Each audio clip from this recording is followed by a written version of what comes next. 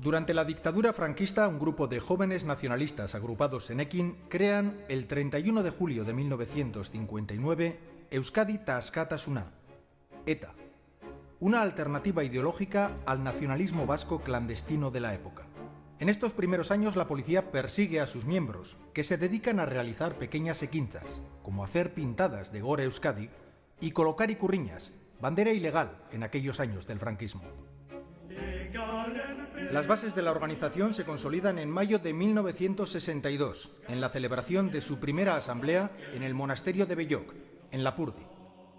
El grupo se autodefine como organización clandestina revolucionaria que defiende la lucha armada como medio para conseguir la independencia de Euskadi. A partir de ese momento se presenta como Movimiento Revolucionario Vasco de Liberación Nacional.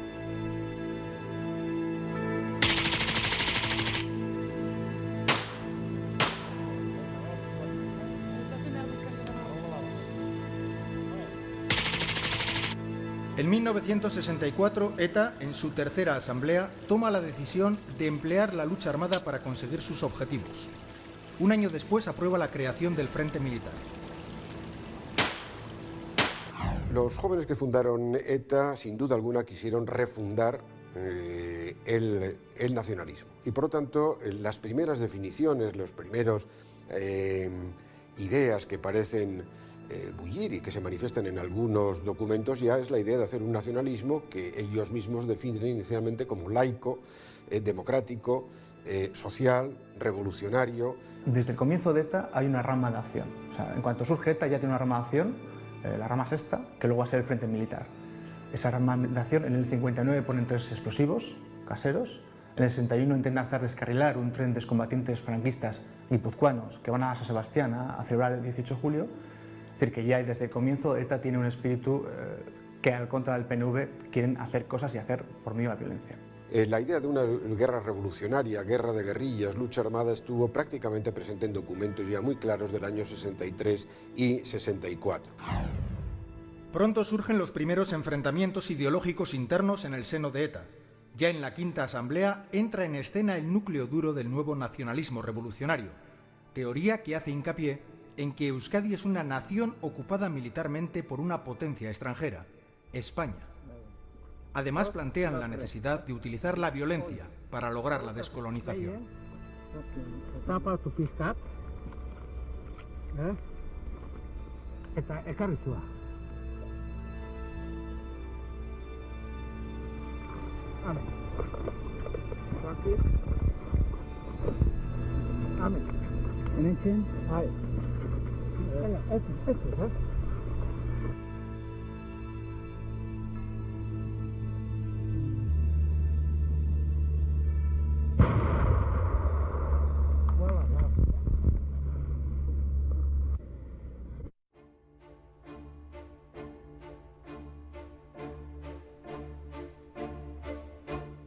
El 7 de junio de 1968, el guardia civil José Pardines muere en un control de carretera tiroteado por el miembro de ETA Xavi Etxebarrieta, que es abatido durante la posterior persecución.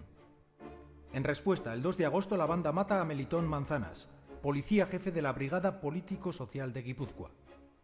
Este es el primer atentado mortal planeado por la banda armada. La reacción policial no se hace esperar y el 9 de abril de 1969 se desarticula en Bilbao la cúpula de ETA. En el conocido como Proceso de Burgos son acusados de planear el asesinato de Melitón Manzanas. Tras el asesinato de Manzanas, ETA sigue con la acción, sigue poniendo bombas, cree que puede capitalizar ese descontento popular, pero hay un momento que la dictadura, al final la represión le toca y detienen a toda la cúpula, ¿no? Detienen a Orandía, a Uriarte y a decenas más, descabezan a ETA, digamos. En la medida que yo golpeo, yo actúo, el Estado responde, pero como es un Estado fascista y dictatorial, no solo me va a atacar a mí, sino que va a atacar al resto de la población o a otros sectores de la población, con lo cual esos sectores también van a entrar en la confrontación, más represión, más acción y va a ir extendiéndose de forma de espiral la confrontación contra el sistema. Sí fue operativa y eso es muy evidente a partir sobre todo de Burgos, de 1970, el juicio de Burgos, ¿no? Digamos que el núcleo duro de la dictadura quiere aprovechar ese momento para hacer un juicio ejemplarizante, para demostrar a la oposición antifranquista lo que puede ocurrir, que todavía la dictadura es fuerte. Y va a hacer un juicio espectáculo que aprovecha la prensa y aprovecha ETA muy inteligentemente para hacer una propaganda internacional excepcional contra la dictadura, demostrando pues, el nivel de calidad antidemocrática que tenía, la represión y haciendo una denuncia. Y cada juzgado, cada tarra que es juzgado, aprovecha ese espacio para hacer una denuncia de la dictadura. El derecho no me aceptar más que nombre y apellido, porque quiero aprovechar esta ocasión para caer la lucha del pueblo vasco y la verdad que sufre. ¡No les calles, que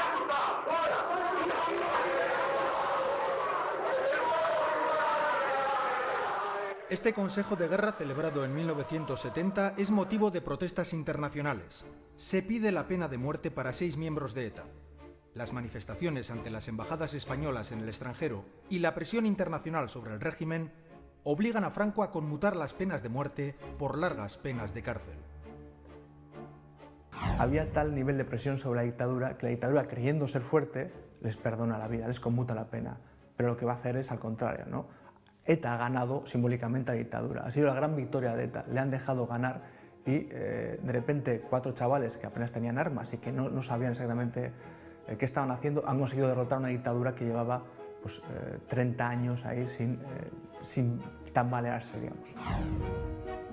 Son los tiempos en los que ETA cuenta con un cierto apoyo social, tanto dentro como fuera de España. Un sector de la población ve a la banda como un grupo que lucha contra el régimen dictatorial de Francisco Franco. Oui, je suis condamné à mort de fait. Et vous, monsieur? Nous sommes réfugiés ici, mais nous ne sommes pas condamnés. C'est-à-dire, on est condamné à 60 ans, peut-être. De métalleur, tchécoslovaque. Tchécoslovaque? Oui, ça fait tchécoslovaque. Comment vient-elle de Tchécoslovaquie, vous nettoyez? Ah, ça, on ne peut pas dire exactement, parce qu'on court beaucoup Non, mais de à peu risques. près, oui.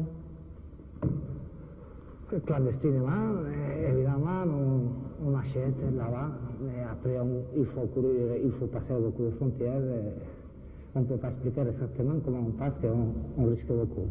ETA se va a dar cuenta que nunca va a ser una guerrilla, nunca va a ser la Cuba de Euskadi, nunca va a ser el Che Guevara ni Castro, entonces va a tener que girar hacia un modelo pues, similar al que está haciendo el IRA o otros grupos de esa índole. Entonces el asesinato de Carrero Blanco va a ser pues, su gran logro, ¿no? Su gran logro como grupo terrorista. Un asesinato, una sola persona que consigue unas consecuencias políticas y propagandísticas excepcionales.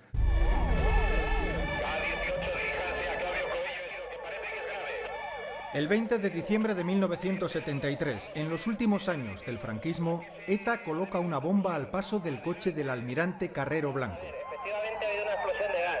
Pregunte si al presidente del gobierno le ha ocurrido algo o no. El asesinato del entonces presidente del gobierno tendrá repercusión internacional. De localizar el coche del presidente. Aquí también en el lugar del suceso dicen que un coche que le ha cogido la explosión de lleno y que lo ha subido hasta la azotea.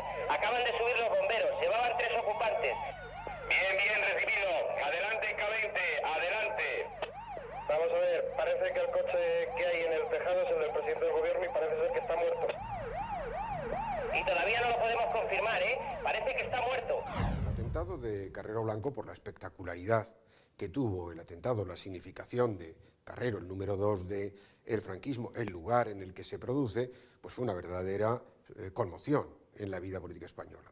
Sin embargo, tal vez tenga posteriormente mucho menos importancia de lo que se pensó en un primer momento. No significa el fin del franquismo. Una oleada de adhesión después de la voladura de Carrero. ETA parecía entonces que nos iba a traer la democracia, y un golpe en sentido contrario cuando hubo el atentado de la calle del Correo. El 13 de septiembre del 74 tiene lugar el primer atentado masivo de ETA. Mueren 12 civiles y otros 80 resultan heridos en la explosión de un artefacto en la cafetería Rolando, en Madrid. El debate interno sobre este primer atentado a gran escala provoca la primera escisión importante en la organización. En octubre de 1974 se produce la división entre los milis de ETA, partidarios de la insurrección popular, y los polimilis, que son mayoritarios y que apuestan por la violencia selectiva. Entonces, a partir del atentado de la calle Correo, de la cafetería Rolando, el Frente Militar va a decidir no obedecer a la dirección y se va a escindir. va a crear ETA militar, la ETA que sigue hasta nuestros días. Es la misma, lo que pasa es que hoy en día ha perdido el adjetivo militar porque es la única que queda, pero en ese momento era ETA militar y su líder va a ser Argala. Por lo tanto, queda el grueso de la organización etarra, que van a ser los polimilis. Los polimilis en ese momento, ETA militar deben ser 20-30, los polimilis son cientos. Es decir, la diferencia al principio es muy grande a favor de los polimilis.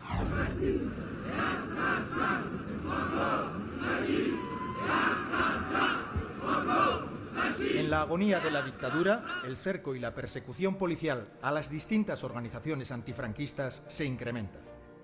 Se suceden una serie de consejos de guerra en los que son condenados, entre otros, 2 miembros de ETA político-militar, Juan Paredes Manot, Chiqui y Ángel Otaegui. Ni la intermediación del Papa ni la presión internacional impiden que Franco firme la orden de ejecución. Los últimos fusilamientos se producen el 27 de septiembre de 1975, apenas 2 meses antes de la muerte de Franco.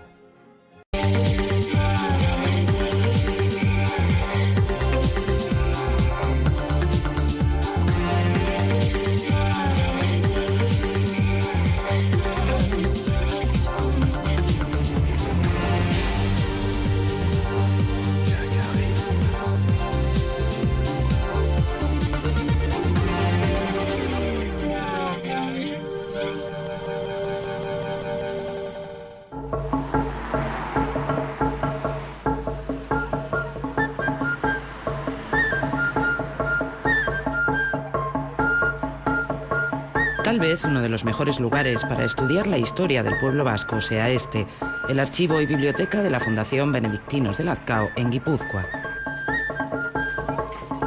Aquí se guarda también la documentación más completa sobre la historia y los orígenes de ETA, unas siglas que nacieron a finales de los años 50.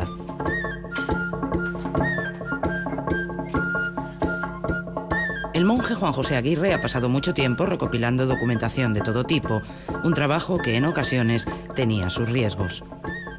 Precisamente durante el franquismo había muchas publicaciones clandestinas, unas más difíciles de conseguir que otras, y se repartían de mano en mano. Y hay algunos panfletos, incluso unas pequeñas revistas pequeñas que se publicaban en América, EGI, y se distribuían aquí en el País Vasco. Y muchos ponían como membrete, después de leerlo, pásalo a otro. Era un delito. Entonces, tener en la mano una de esas revistas, un poco en aquel momento prohibidas, que estaban relacionados con algo social del País Vasco, porque en aquel momento había que decir, teníamos un enemigo común que era el franquismo, la dictadura, y nos arreglábamos estupendamente entre todos. Entre los documentos más antiguos relacionados con ETA, unos cuadernos de formación. Escritos a máquina por universitarios vascos, su objetivo era formar y concienciar a la juventud de Euskadi sobre la pérdida de sus raíces. Cuando ya pasan de una situación, digamos, de formación a una situación de pretender comenzar a realizar actividades, toman contacto directo, personal, con los dirigentes del Partido Nacionalista Vasco en el exilio, con los dirigentes del gobierno vasco, y se ponen a disposición de ellos. Por la verdad es que se ponen a disposición de ellos, ¿no? Pero ahí es donde llega la desilusión. Observan que están muy apáticos, están muy desilusionados y que prácticamente no llevan ninguna actividad de resistencia al franquismo, y entonces es cuando comienzan a plantearse la necesidad de que ellos tienen que comenzar a actuar en este sentido.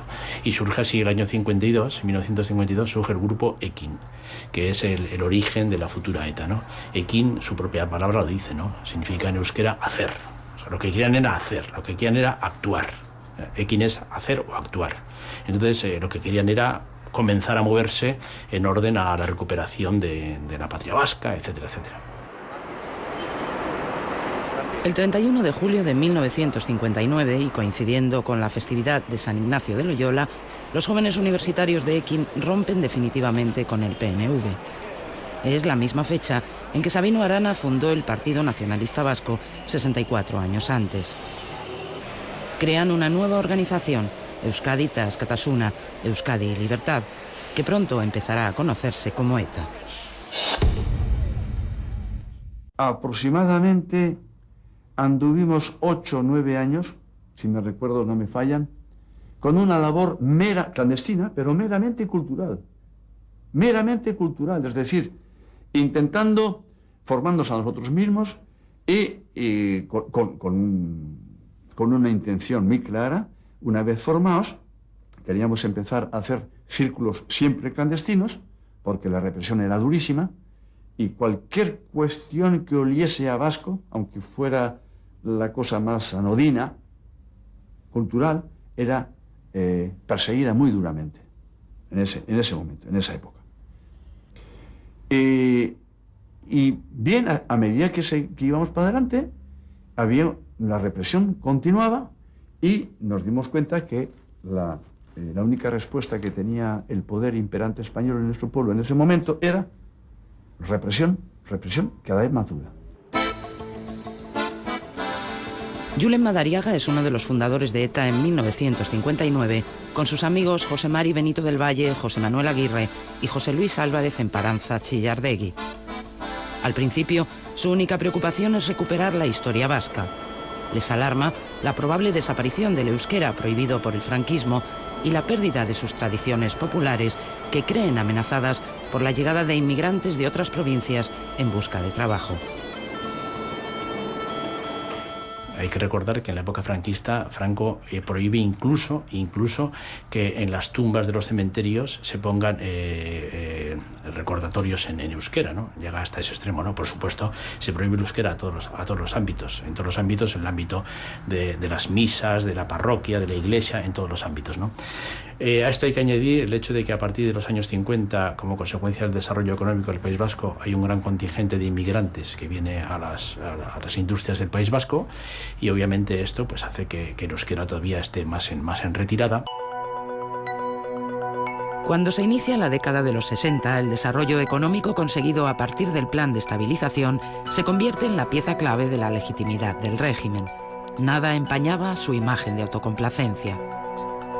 En esos primeros años, la lucha de ETA contra el franquismo se traduce en algunas pequeñas acciones de propaganda, pero sobre todo, ETA se centra en captar y formar a sus militantes. En julio del 61 planean un golpe de efecto contra el franquismo. Preparan meticulosamente, para que no haya víctimas, el descarrilamiento de un tren lleno de excombatientes que el 18 de julio viaja a San Sebastián a conmemorar el alzamiento. El tren no llega a descarrilar, pero la acción se traduce en una fuerte represión y numerosas detenciones.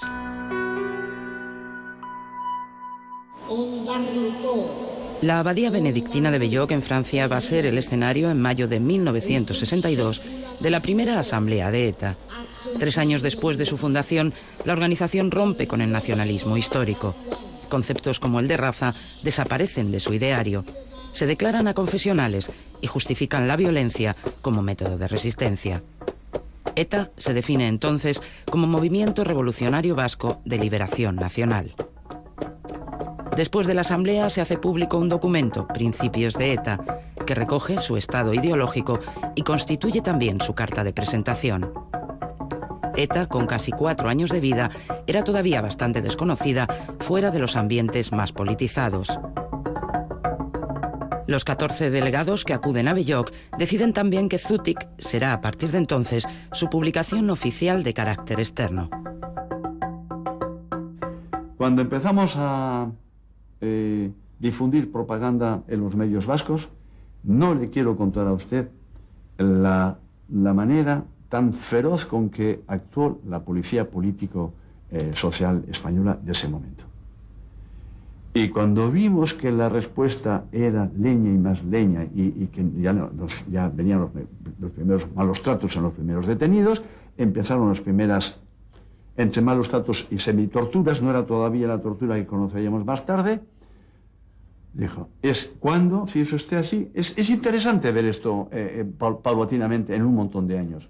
Es cuando llegamos a la convicción profunda, pese a nuestras propias convicciones, de decir, aquí no hay más remedio que empezar a utilizar los mismos métodos que el enemigo está utilizando con nosotros. Nos dispara, nosotros dispararemos. Nos mata, nosotros mataremos. Esta es la historia, en breve, de ETA, fíjese usted, en 2 palabras.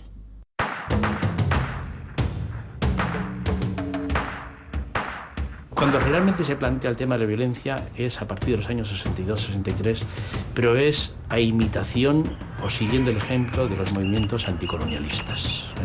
La guerra de Argelia va a tener una importancia fundamental. Es decir, que la revolución argelina, los grupos clandestinos que luchan en la revolución argelina, e incluso la propia revolución cubana de 1959, aunque quizá menos, tienen una gran influencia en la deriva, en la evolución de ETA hacia un grupo violento. En el 64, ETA aprueba un documento, La Guerra Revolucionaria, que será editado más tarde con el título La Insurrección en Euskadi. Elaborado por Julen Madariaga, en aquel momento jefe militar de la organización, es la mística del guerrillero con connotaciones de misticismo religioso.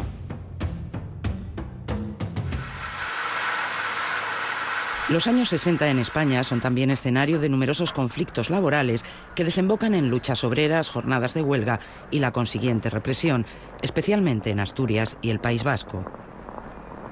Algunos militantes de ETA, influidos por estos movimientos, pedirán un giro hacia el marxismo. En 1965, cuando celebren su cuarta asamblea, habrá ya tres corrientes muy claras dentro de la organización: los culturalistas, los obreristas y los llamados tercermundistas, guiados por los sentimientos anticolonialistas a imitación de las recientes revoluciones en países del tercer mundo. Xavier Zumalde, conocido después como el Cabra, ingresa entonces en ETA. Recién llegado se le nombra jefe de la sección militar con el objetivo de entrenar y preparar una sección armada para desarrollar la guerra revolucionaria. Zumalde dejó de colaborar con ETA en 1975 tras la muerte de Franco. En aquel momento tenemos un manual de ETA que prácticamente está copiado del Frente de Liberación Argelino, en el cual se desarrolla la lucha armada con la técnica o la táctica de crear la reacción-represión, más reacción. Es decir, es lo que llamamos la guerra revolucionaria. Y a partir de ese momento yo me pongo a organizar unas secciones armadas. No tenemos experiencia, no tenemos armas, no tenemos dinero, no tenemos organización, no tenemos ni siquiera hombres. Y tengo una experiencia de montaña, me gustan las armas, desde niño ya fabricaba armas, hacía armas y tal. Y todo esto lo traslado a crear esa organización etarra, es decir, la primera militar que se llama. Desarrollo manuales, desarrollo tácticas, desarrollo estrategia, y empezamos a movernos en las montañas, empezamos a hacer pequeñas acciones, primero colocando icurriñas, después haciendo muchas pintadas, terminamos asaltando granjas de falange, terminamos volando ferrocarriles, centrales de teléfonos, y ya hay una dinámica bastante interesante, porque hemos creado una organización bastante fuerte. Muchos de los que más tarde serían nombres conocidos en ETA, como Argala, Echave o Chomin, se entrenaron con Zumalde. Pero el Cabra y sus hombres se separaron pronto de ETA, funcionando como un grupo autónomo, aunque colaborando con la organización en ocasiones. En 1968 la mayoría de ellos fueron detenidos o tuvieron que exiliarse a Francia, como el propio Cabra.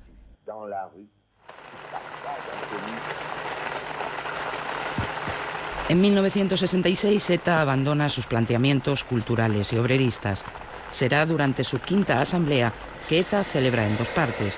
La primera aquí, en la parroquia de Gaztelu, en diciembre del 66. En ella se expulsa a los 4 miembros de la oficina política, a los que se les acusa de españolistas. En la segunda parte, en la Casa de Ejercicios Espirituales de los Jesuitas de Guetaria, queda clara la supremacía de la tendencia tercermundista. 3 de sus fundadores históricos, Álvarez Esperanza, Chillardegui, Benito del Valle y Xavier Imaz, se dan de baja en ETA. Así, la quinta asamblea se convierte en el escenario de la primera gran escisión y también del relevo generacional en las filas de ETA. Xavi Etxebarrieta representa a esa nueva generación de ETA. Se convertirá además en su primer jefe carismático y poco después en su primer mártir. Tras presidir la quinta asamblea es elegido miembro del comité ejecutivo. A partir de ese momento, Etxebarrieta encabeza la transformación de ETA en un ejército de liberación nacional. Su vocación es ya utilizar la lucha armada abiertamente para conseguir sus objetivos. Pero los jóvenes miembros de ETA, aunque ya van armados, no son capaces aún de apretar el gatillo.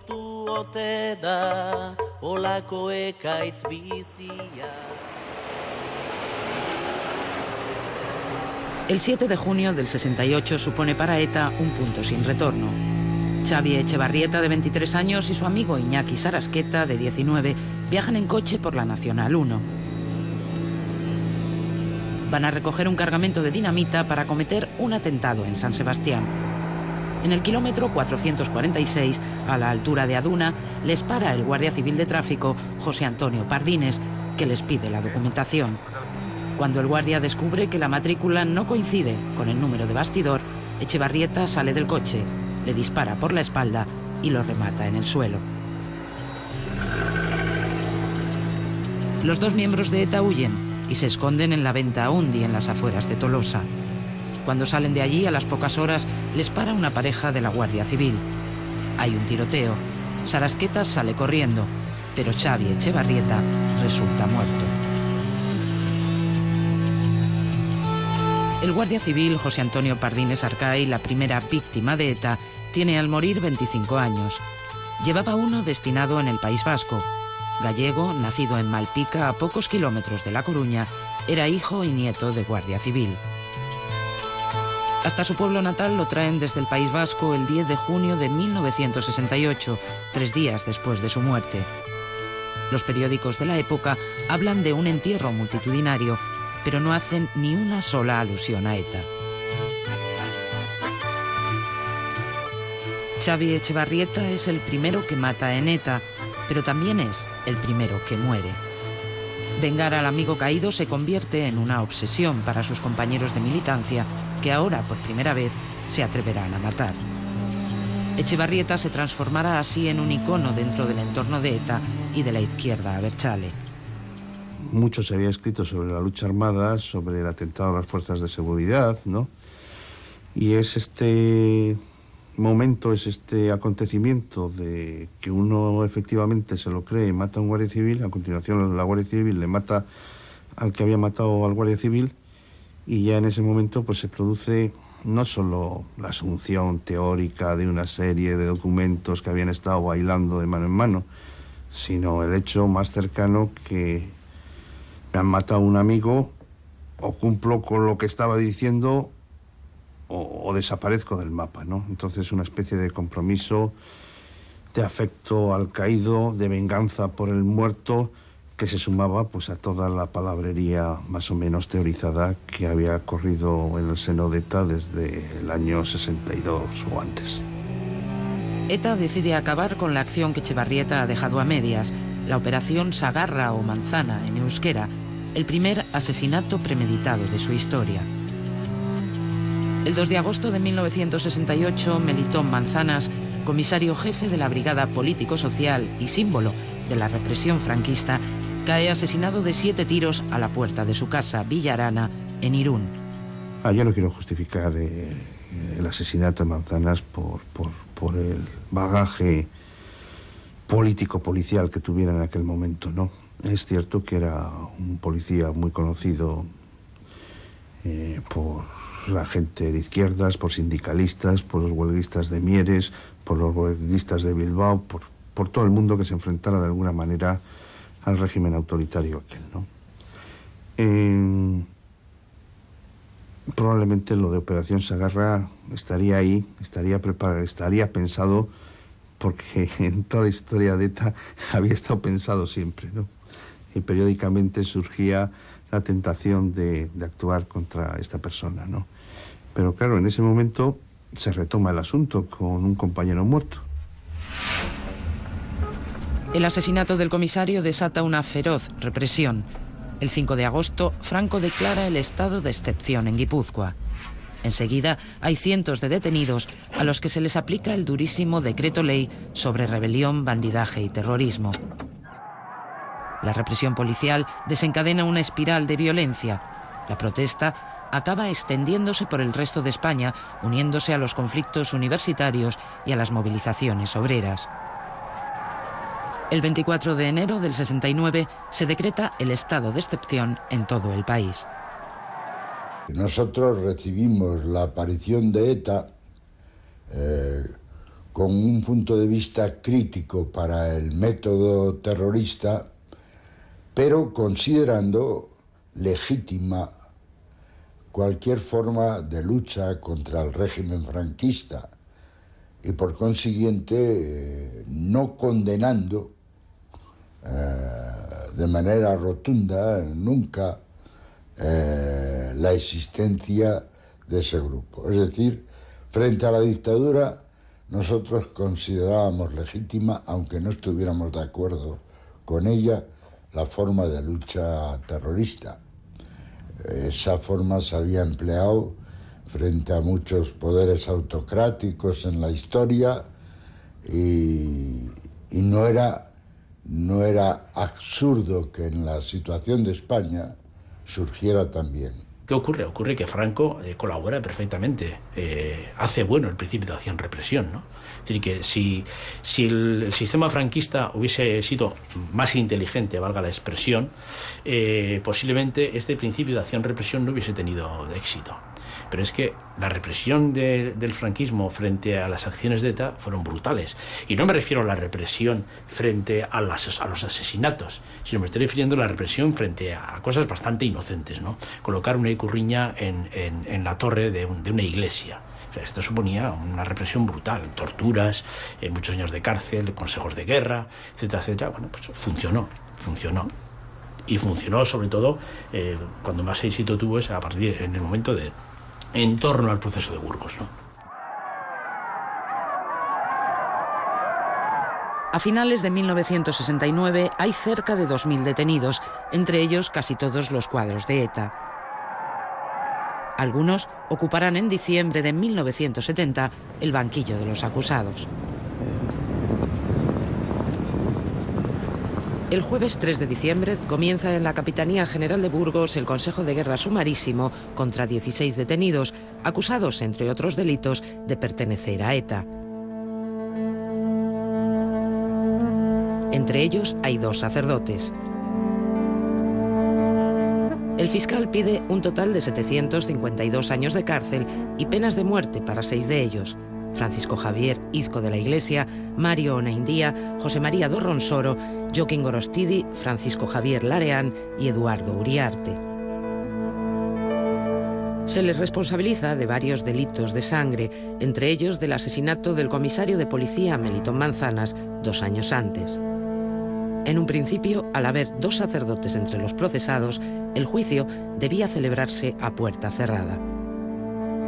Lo que les interesaba era utilizar el concordato con la Iglesia para que el juicio pudiera ser de esa manera. Y entonces la razón de que hubiera 2 sacerdotes procesados era esa. Hubo presiones a todos los niveles, Ahí el Partido Nacionalista Vasco jugó su papel, las madres de los procesados también, y finalmente fue el mismo Vaticano el que presionó para que esa cláusula del concordato, que supuestamente lo que hacía era defender la imagen de los sacerdotes, porque se consideraba que claro, un sacerdote procesado había cometido alguna cosa infamante, pues que esa cláusula no se llevara a cabo, lo que finalmente convirtió al juicio de Burgos en una máquina demoledora de la imagen pública del franquismo en todo el mundo.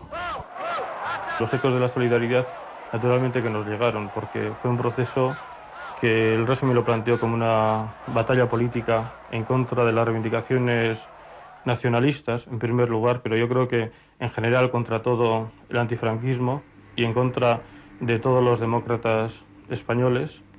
Y esto es también la oposición antifranquista lo entendió, y Comisiones Obreras, por ejemplo, hizo unas enormes movilizaciones organizadas desde septiembre, octubre de aquel año. Hubo incluso algún muerto en Madrid preparando una jornada por la amnistía y en contra del juicio de Burgos. Y entonces la conciencia democrática en nosotros creo que estaba muy viva, y que aquello lo planteamos como una lucha del pueblo vasco, pero enmarcada dentro de una lucha por las libertades democráticas de todos los ciudadanos del Estado español. El proceso de Burgos, como casi todos los procesos que se desarrollaron de contenido político durante el franquismo, fue una farsa. El principio de presunción de inocencia no existió en ningún momento, como no existía normalmente en aquel tiempo respecto a este tipo de procedimientos. y en cuanto a la adecuación de los hechos a la realidad, ese juicio fue un auténtico desastre. El 9 de diciembre, Mario Onaindia es el último acusado en ser interrogado. Acaba su declaración con un Viva Euskadi Libre que pone en pie al resto de los procesados. Porque quiero aprovechar esta ocasión para defender la lucha del pueblo vasco y la versión que sufre con Euskadi a El juicio público termina con todos cantando el himno del soldado vasco, coreados por parte del público.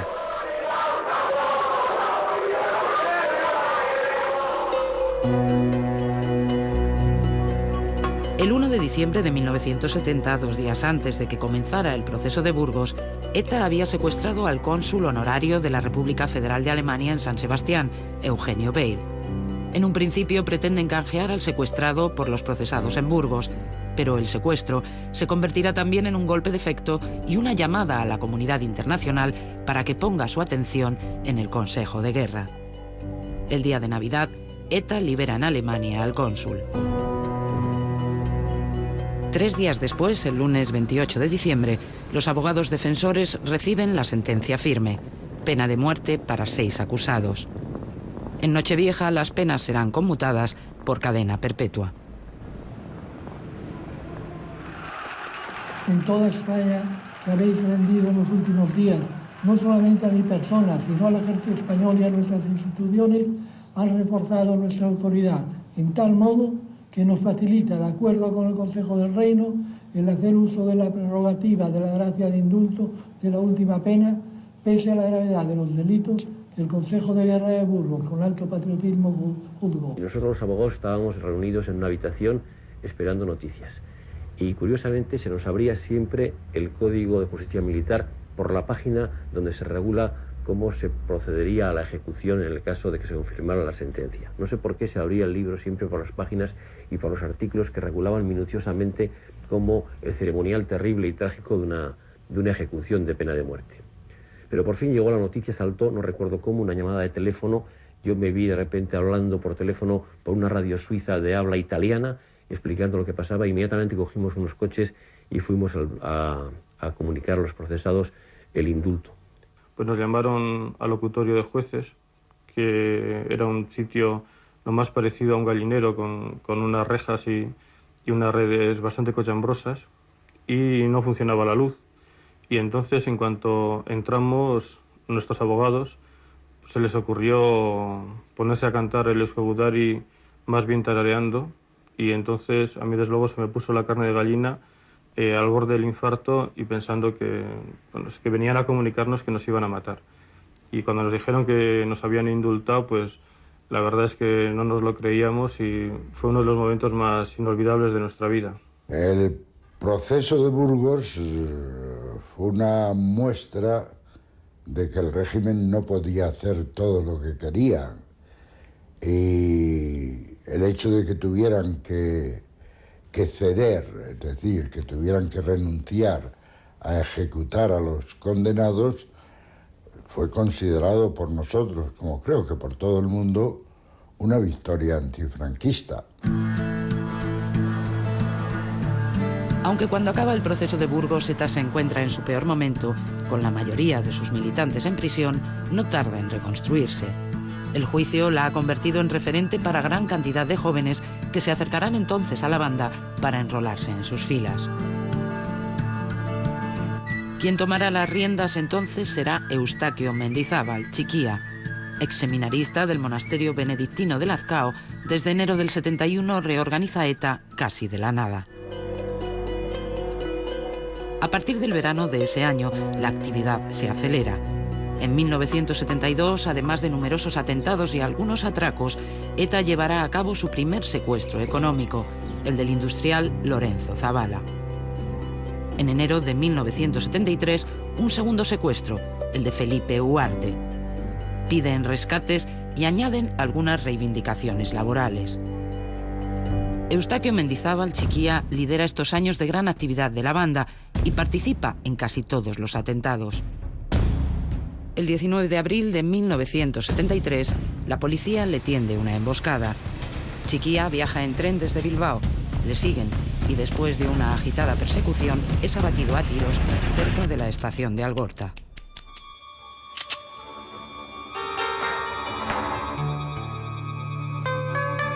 En unos meses ETA reorganizará el frente militar y pondrá en marcha la Operación Ogro, el segundo asesinato premeditado de su historia. El comando que llevará a cabo esta operación tiene el nombre del jefe militar de ETA que la policía acaba de matar, Chiquía. José Miguel Beñarán Argala, Iñaki Mújica Ezquerra e Iñaki Pérez Wilson forman parte de ese comando, unos nombres que dentro de poco se convertirán en parte de la cúpula de ETA.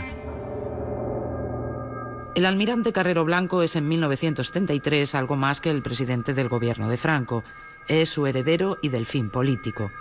A la muerte del dictador, Carrero Blanco supone la garantía de la supervivencia del régimen. Al principio se planea un secuestro, pero ante la dificultad de llevarlo a cabo, se decide asesinarlo.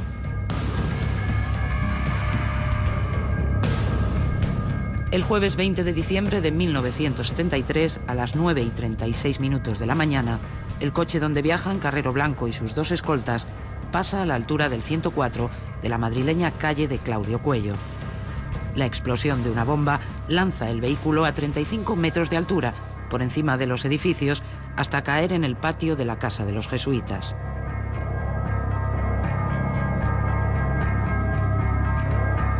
El atentado contribuye a encumbrar la importancia de ETA.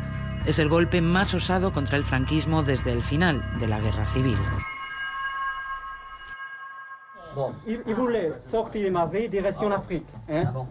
El 14 de enero del 74, casi un mes después de la muerte de Carrero Blanco, ETA convoca en Burdeos a la prensa internacional. Una rueda de prensa secreta donde reivindican el atentado y explican algunos detalles sobre su preparación. The Franco regime became more militarily and more repressed, then we'll have to continue the struggle, and then we'll act with all our strength and with all our people in putting into the struggle. Nowadays, because of the conditions of Spanish government, the conditions of the Basque country, often we don't use all our firepower, if you want. But if the Spanish government becomes more repressive, we will use all our means. Después del atentado contra Carrero Blanco, es el gobierno quien va a poner más medios en la lucha contra ETA. La represión no es suficiente para acabar con una organización que ya empieza a preocupar ante el aumento de su actividad y peligrosidad.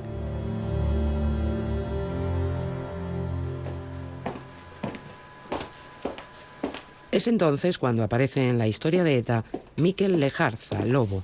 No es el primer infiltrado en la organización, pero sí el que llega más arriba y más lejos y consigue asestar golpes más duros. Cuando la Operación Lobo terminó, ETA puso precio a su cabeza. La situación era crítica porque realmente los servicios secretos tampoco sabían prácticamente casi nada sobre ETA. Había muy poquita información. Se habían intentado hacer muchas cosas, pero la información estructural del entorno de ETA era mínima. Entonces, la única posibilidad que había era la de una infiltración, ¿no? Pero realmente no había prácticamente información, no se sabía prácticamente nada de los avances de ETA. Y ETA estaba comenzando a avanzar muchísimo. Yo era de los muchachos más normalitos que podían existir en aquella época, en aquellos lugares, ¿no? No había nada que sobresaliera de mí en este aspecto, ¿no? Que había algo, quizás una mezcla de aventurero, idealista, quizás un poco ignorante también, ignorante en el sentido de que no tenía ni idea de lo que podía acarrearme todo eso, o ignorante de lo que realmente suponía la estructura de ETA, etcétera, ¿no? O lo que suponían los mismos servicios de inteligencia de aquella época, ¿no? Y paso a paso, día a día, pues lo que estás haciendo es buscar la forma, la manera de acercarte a alguien, que ese alguien te pueda acercar a otro, ¿no? Y empieza un camino, pues, muy difícil, camino tenebroso, ¿no?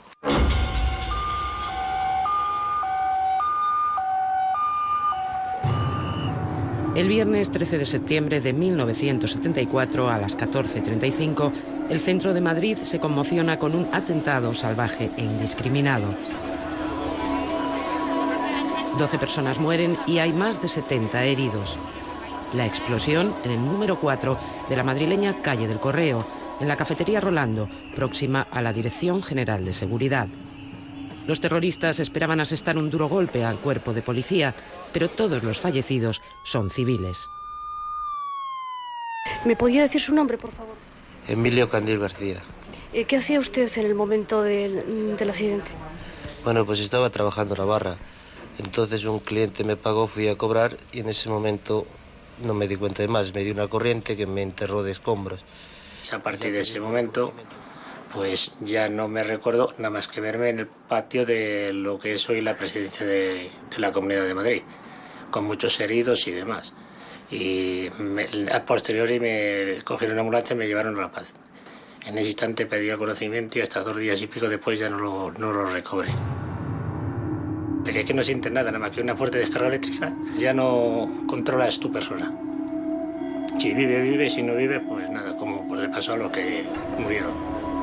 Murió Francisco, que era el cocinero, y Manolo, que era el encargado, que estaba en el salón y en ese momento había bajado a la cocina, lo que fuera, no lo sé, murió también. Era el jefe de cocina de la cafetería Rolando. Llevábamos 10 meses, llevaba nada más trabajando. Anteriormente estuvimos en Burgos, empezó en el Hotel Emperador y bueno, pues terminó en Rolando, claro. Mi marido tenía 30 años nada más. Es que antes parecíamos muy mayores con 30 años, pero no dejábamos de ser niños, o sea, no niños, pero muy jovencitos, y a esa edad le quitaron la vida, lo mejor. Que tenía sus niñas, una con 4 años, otra con 2. Éramos felices y esta gente se le arrebató la vida. A él y a muchas más, claro. Pero vamos, yo cuento lo mío. Mi hija, la mayor, lo llevó muy mal desde un principio, porque ella no sabía lo que pasaba. Sabía que algo pasaba en casa, no sabía el qué, porque no llegaba a entender. Tenía 4 añitos, recién cumplidos. Ella estaba muy unida a su padre. Entonces, al ver que su padre no venía, pues lo pasó muy mal. La tuve que llevar hasta el médico para que ella cambiara un poco su mente. Y bueno, pues luego ya de más mayores la tuve que contar lo que pasaba, claro. Entonces, bueno, pues ellas, a lo mejor ese rencor que tengo yo, no lo tienen ellas. Tampoco las he inculcado que tengan odio. Yo sí lo tengo, ¿eh? Pero a ellas no se lo he inculcado. En un principio nadie reivindica esta acción. Hay dudas dentro de la propia ETA. El primer atentado indiscriminado de su historia contra un lugar público provoca también duras críticas dentro de la organización, entre ellas las de Argala y Joyes. En junio de ese mismo año ya se había producido una ruptura y el llamado Frente Obrero abandonaba ETA. Después del atentado en Madrid, la fractura es un hecho. Hay un sector que es partidario de reconocer la autoría del asesinato, de los asesinatos, y otro sector que es contrario. Entonces, eso va a dar lugar a una ruptura entre esas dos facciones. Aquellos que querían reconocer su responsabilidad van a dar lugar a ETA militar, y aquellos que se oponían van a dar lugar a ETA político-militar.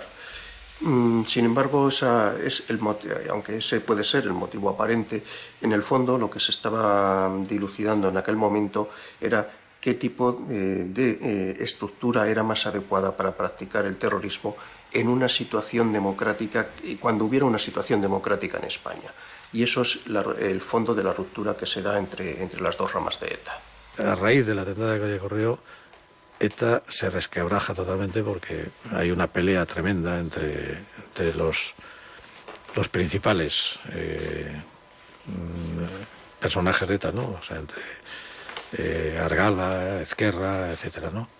Entonces Ezquerra toma la línea toma la dirección de la línea de ETA político-militar, que es la que realmente se convierte en una ETA fuerte, de verdad, ¿no?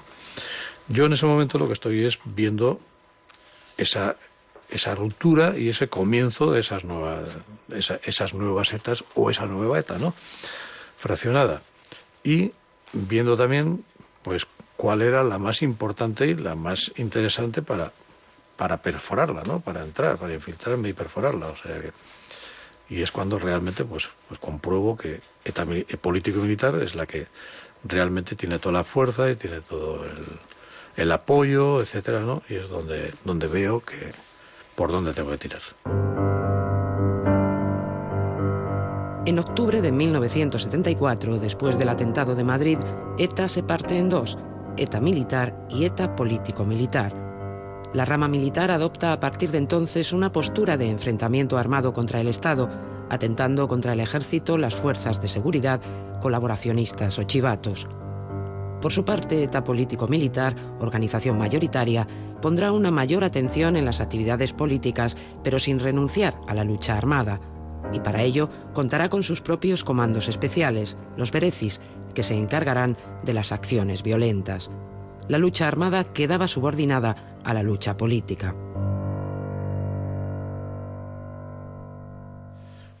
Mientras, Miquel Lejarza Lobo va ganándose la confianza de los militantes y jefes de ETA político-militar. Gorka, que así le llaman, no será un militante más, y entre sus responsabilidades estará la de conseguir pisos para la organización en Madrid y Barcelona.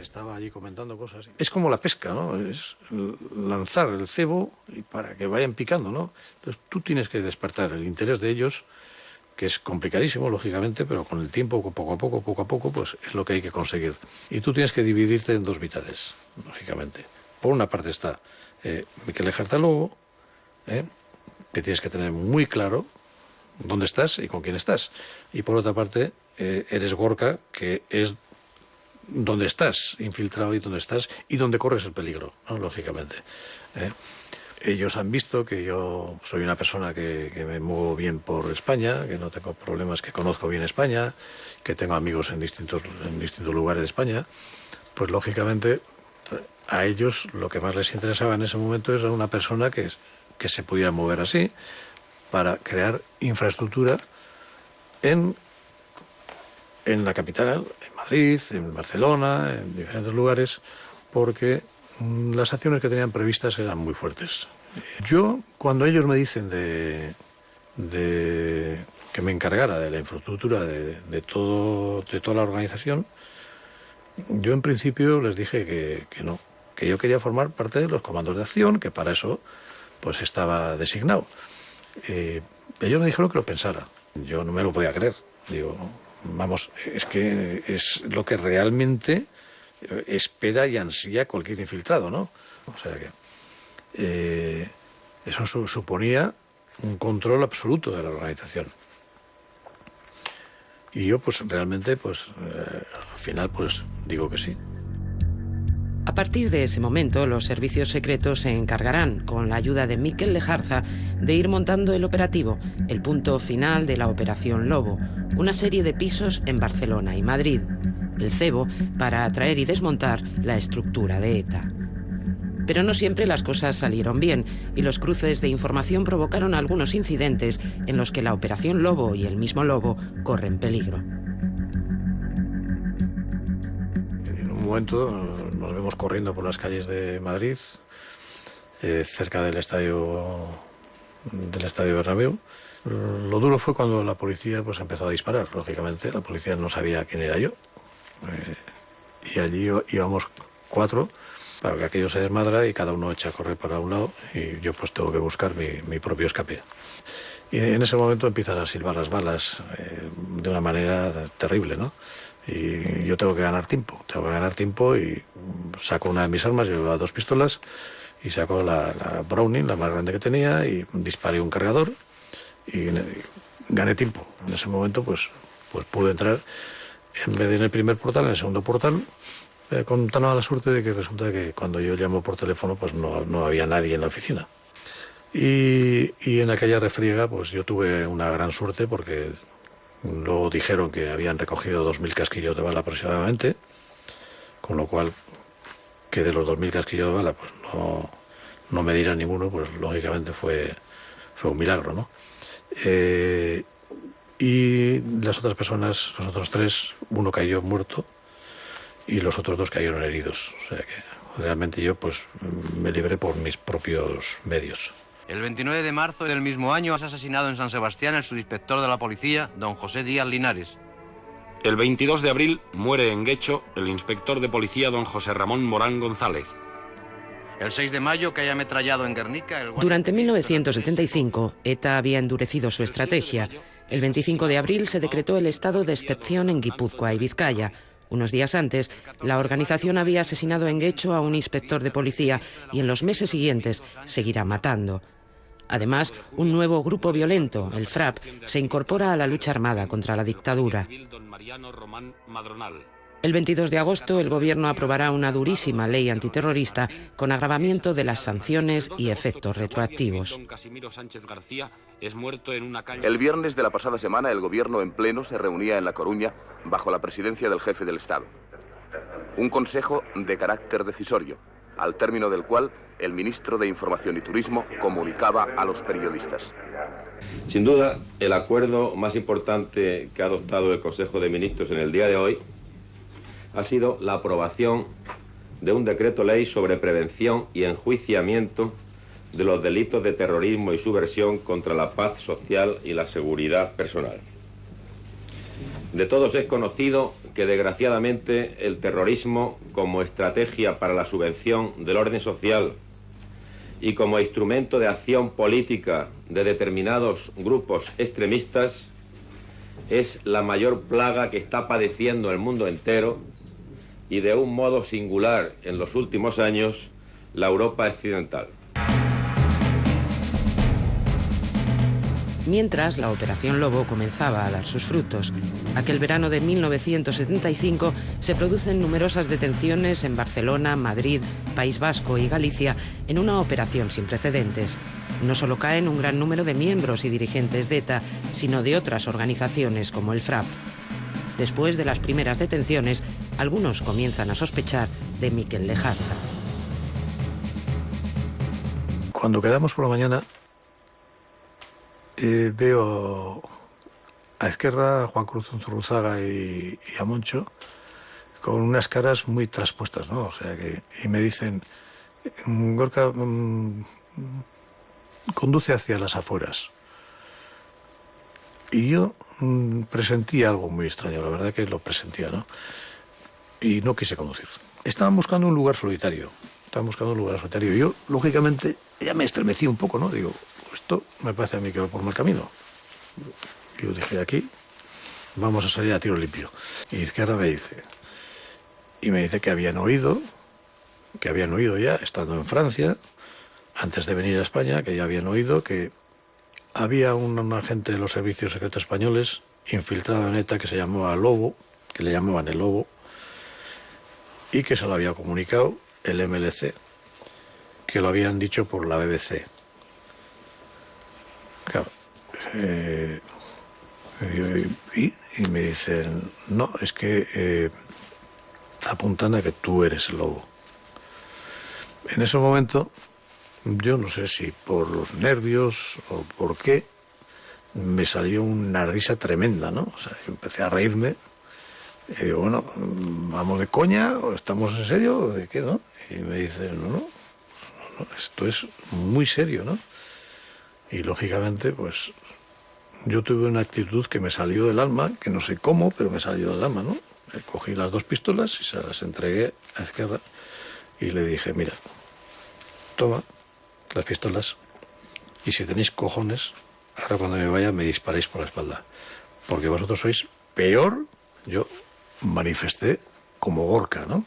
Sois peor que la chacurrada, que era lo que llamaban la chacurrada, llamaban a la policía, ¿no? De una forma despótica. Y caminaba para marcharme. me empezaron a llamar y por favor, Lorca, no te preocupes, que no, mira, oye, que estas cosas pasan, que la izquierda me empezó a decir que a él le había pasado también una cosa similar, que le habían achacado que era agente de la CIA, etcétera, por otras historias, ¿no? Y me convencieron para que me quedara. Lógicamente, pues yo dije que sí. E incluso al día siguiente pude ir a Barcelona y colocar a los de Barcelona en sus lugares.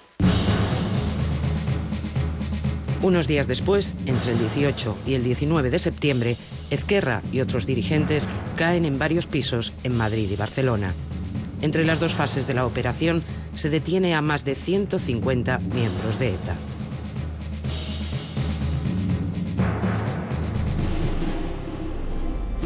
El régimen franquista estaba en plena descomposición, pero insiste en dar muestras de fortaleza. Entre agosto y septiembre de 1975, 4 consejos de guerra sumarísimos dictan un total de 11 penas de muerte, entre ellas las de 3 militantes de ETA, Ángel Otaegui, Antonio Garmendia y John Paredes Manot, Chiqui. Allí todo de militares, no nos dejaron hacer nada. Ya cuando se iba a marchar le digo, tampoco un beso me pueden dar de viejo. Y fui así, le abrí la camisa y llevaba la camisa como ese pantalón negro. Y le digo, yo, uy, ¿cómo llevas el cuerpo, Maitía? ¿Qué te han hecho? Dice, ¿qué me han hecho, mamá? No te lo imaginas. Entraba uno a hacerme lo que me tenía que hacer y ¿sabes lo que me decía? Vasco extremeño, qué duro eres. Que no hablas nada. Dice, ¿qué ibas a hablar, mamá? Tú estate tranquila, mamá, que todo lo que dices de mí no es verdad, mamá. Pero no importa, yo ya sé lo que... ¿Ya sabes lo que te van a hacer yo? Sí, es todo lo que hablé con él. Sí, mamá, yo lo supe en el momento que me cogieron. Y me dices tan sereno, estaba sereno él. Yo estaba mucho peor que él. Y mi hermana igual.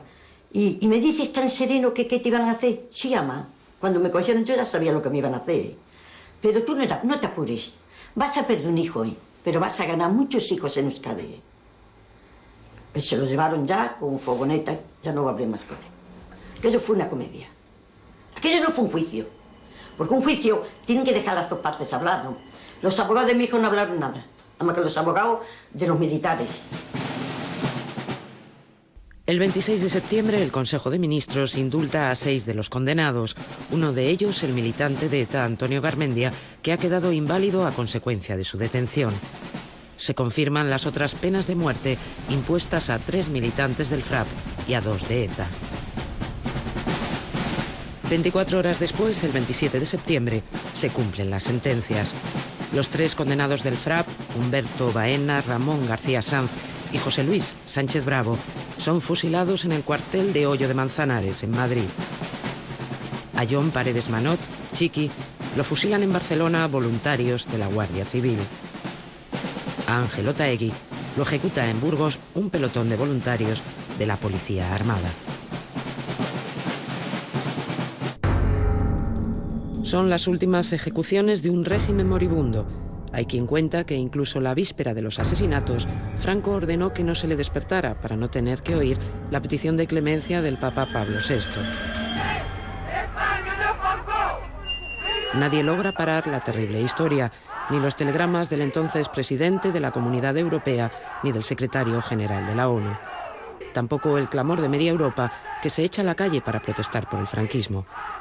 18 embajadores europeos salen de España llamados por sus gobiernos para consultas. Las embajadas españolas en varias ciudades sufren ataques de los manifestantes y la de Lisboa es incendiada. El sábado 27 de septiembre, el mismo día de las ejecuciones, comienza en el País Vasco una huelga general de 3 días. Y aunque estaba vigente el estado de excepción en Vizcaya y Guipúzcoa, unos 200.000 trabajadores la secundan. A esto se unirán manifestaciones en todas las ciudades importantes y funerales en recuerdo a esas últimas víctimas. Yo creo que fue un terrible error, ¿no?, el tema de los fusilamientos, porque creó un germen terrible, ¿no? Y eso pues conllevó a que todas estas revueltas sociales y toda esa amalgama de gente de alguna manera afín a ETA, al sentido de ETA y todo esto, pues de alguna manera se echara a la calle y se echara pues a favor de la organización, ¿no? En cierto modo no se supo aprovechar la situación, y muy lejos de poder haber acabado con el problema de ETA, lo que creamos pues un monstruo diferente. El 1 de octubre, Franco se asoma al balcón de la Plaza de Oriente. Será su última intervención pública, unos pocos minutos casi inaudibles en los que el dictador vuelve a hablar de los viejos fantasmas. Todo lo que en España, en Europa se ha armado, obedece a una conspiración masónica y izquierdista en la clase política, en contubernio con la subversión comunista, terrorista y no social, que si a nosotros nos honra, a ellos les envilece.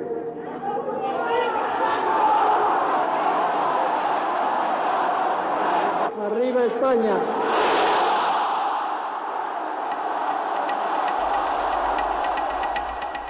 Tan solo 4 días después, ETA contestará. Si Franco muere matando, ETA continuará haciéndolo. No es más que la vieja teoría de la acción, represión, acción. El 5 de octubre de 1975, una carga explosiva al paso de un todoterreno mata en Oñate, Guipúzcoa, a 3 guardias civiles. Otros 2 quedan heridos. Sí, salimos del cuartel, pues como era normal, pues por la mañana, no recuerdo la hora que era, pero creo que serán ahí alrededor de las 6 de la mañana.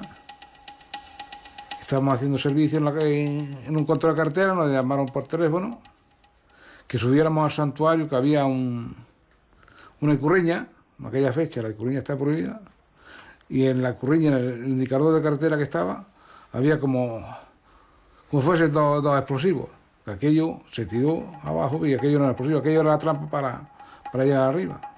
Y a la puerta fue ya cuando nos pusieron el artefacto. Yo de aquello no recuerdo absolutamente nada, hasta que me lo dijeron en el hospital lo que había pasado. Pero en el hospital yo es que estuve mucho tiempo también sin conocimiento. Estuve en la UCI mucho tiempo, estuve varios días en la UCI, varios días, quizás 30 y tantos. Todas mis lesiones fueron en la cabeza.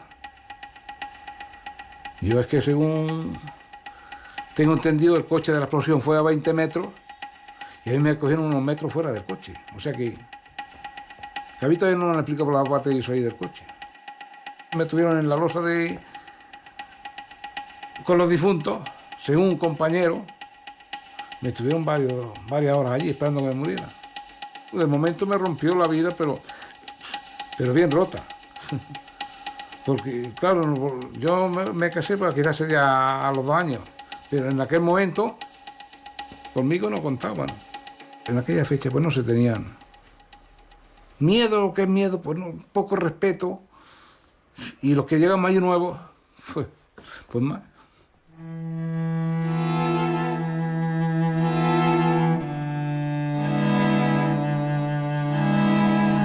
Franco morirá muy pronto, pero ETA no.